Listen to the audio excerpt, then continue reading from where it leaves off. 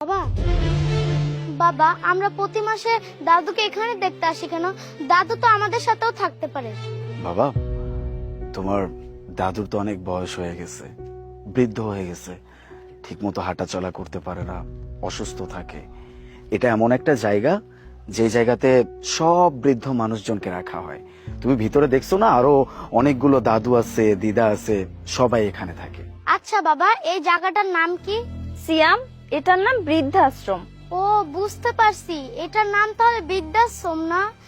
আচ্ছা মা, দাদু তো বৃদ্ধ হয়ে গেছে, দাদুকে তো তোমরা এখানে রাখছো, তাহলে নানু আর নানি তো বৃদ্ধ হয়ে গেছে, তারা তাহলে আমাদের বাসায় থাকে কেন? আমরা তাহলে আজকেই নানু আর নানিকে এখানে রেখে যাব, কারণ নানু আর নানিও তো বৃদ্ধ হয়ে গেছে। সিয়াম, চুপ করো, বেশি মুখে মুখে কথা বলবা না। তোমার নানা নানু কেন এখানে থাকবে?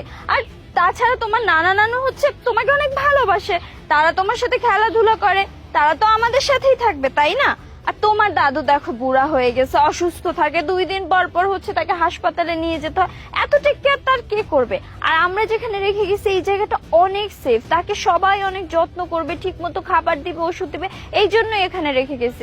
আর তুমি এই কথাটা বাবা কিভাবে বলতেছো? তোমার নানা নানু কিন্তু শুনলে অনেক কষ্ট পাবে, তারা তোমাকে এত ভালোবাসে। বলো মা, নানু আর নানি তো আমাকেও ভালোবাসতো, দাদুও তো আমারে ভালোবাসতো, তাহলে তুমি দাদুকে এখানে রাখছো কেন?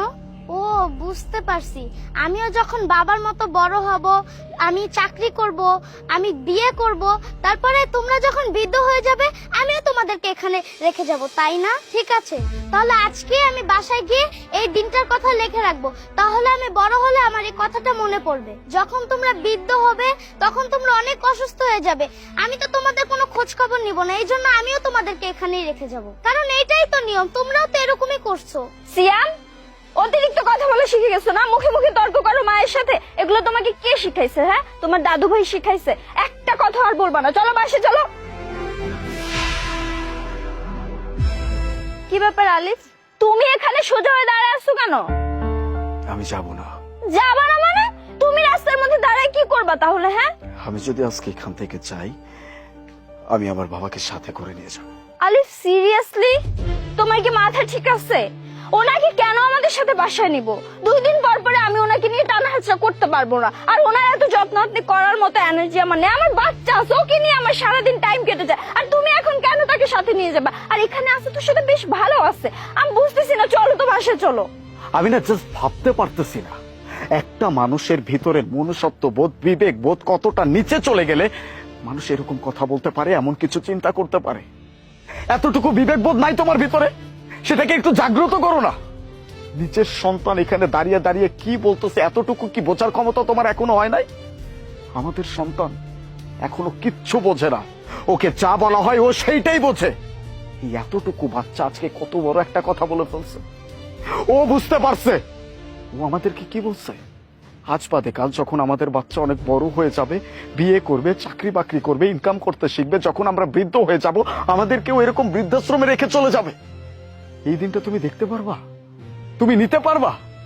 আমি জানি না তুমি নিতে পারবা কিনা, কিন্তু আমি এই কথাটা শোনার পর জাস্ট ইমাজিন করেও আমার কলিজাটা কেঁপে উঠতেছে। আর তুমি এটা এত নর্মাল ভাবে কিভাবে নিতে পারতেছো? আমি পারবো না, না, কখনো না। ওইরকম দিন আমি আমার চোখ দিয়ে জীবনেও দেখতে পারবো না। আজকে আমি এখান থেকে আমার বাবাকে নিয়ে চলে যাব। আমার বাবাকে আমি আর বৃদ্ধাশ্রমে রাখবো না। তার জন্য যদি তুমি আমার সংসার থেকে চলেও যেতে চাও, ইটস ওকে, তুমি যেতে পারো, আমার কোনো আফসোসও থাকবে না। তবে এটা সত্যি যে আজকে আমি যদি এখান থেকে যাই, আমি আমার বাবাকে সাথে করে নিয়ে যাব। আলিফ,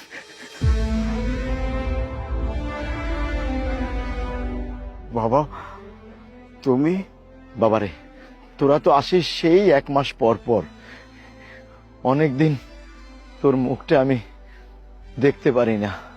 আমি এখানে থাকি, আমার ভালো লাগে না। সেই কতদিন হয়ে গেল আমি তোকে একটু আদর করতে পারি না, তোকে একটু বুকে নিতে পারি না। খোকা, খোকা রে, তুই ছাড়া তো আর আমার কেউ নাই রে খোকা। এই দুনিয়াতে তোর দিকে তাকিয়েই তো আমি বেঁচে আছি। তুই আমাকে এখানে রেখে গেলি, তোকে ছাড়া আমার সব শূন্য মনে হয়। হ্যাঁ খোকা, আমার এখানে একটুও ভালো লাগে না। খোকা, আজ তোকে একটা অনুরোধ করবো, শুনবি? খোকা, তুই আমার একটু বুকে আসবি? কতদিন তোকে বুকে নেই না, একটু আদর করি না, একটু তোর কপালে চুমো খাই না, একটু আয় না আমার বুকে।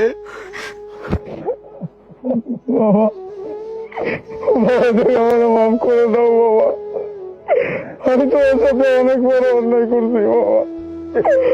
আমি তোমার ছেলে এখনো বেঁচে আছি, কিন্তু তোমার তাই হয়েছে একটা বৃদ্ধাশ্রমে। আমি আমি তোমার সাথে অনেক অন্যায় করছি বাবা, তুমি আমাকে মাফ করে দাও বাবা। তোমার আর কোনো কষ্ট হবে না বাবা। আমি আমি আজকেই তোমাকে এখান থেকে নিয়ে চলে যাব। তুমি একদম চিন্তা করো না, তুমি তোমার ছেলের সাথে থাকবা।